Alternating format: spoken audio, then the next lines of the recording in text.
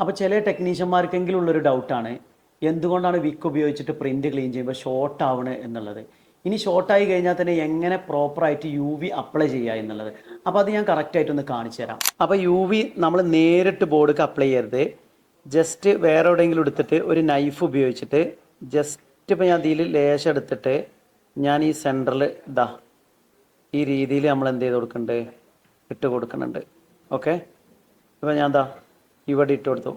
ഇനി കൂടുതൽ U V ആവുകയാണെന്നുണ്ടെങ്കിൽ just നമ്മൾ എന്ത് ചെയ്യണം, അപ്പോൾ ഇവിടെ കൂടുതൽ യു വി ആയിട്ടുണ്ട്, അത് നമ്മൾ ഇല്ലാത്ത ഭാഗത്തേക്ക് ഇങ്ങനെ ജസ്റ്റ് ഒന്ന് ഇങ്ങനെ സ്പ്രെഡ് ചെയ്ത് കൊടുക്കുക.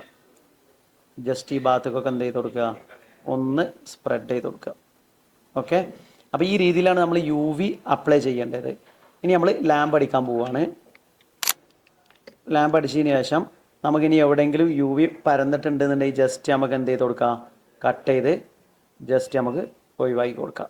ഓക്കെ, അപ്പോൾ ഈ രീതിയിൽ നമുക്ക് എന്ത് ചെയ്യാം, പ്രോപ്പറായിട്ട് യു വി ഇടാം. അപ്പോൾ യു വി ഇടാതെയാണ് ഒരു ഐസി റീഫിക്സ് ചെയ്യണമെന്നുണ്ടെങ്കിൽ ഈ ബോളുകളെല്ലാം ഒരുമിച്ചിട്ട് ഒരു വലിയ ബോളായിട്ട് എന്താവും, തൊട്ടടുത്തുള്ള കണക്ഷനായിട്ടൊക്കെ ഷോർട്ട് ആവാനുള്ള ഒരു ചാൻസ് ഉണ്ട്.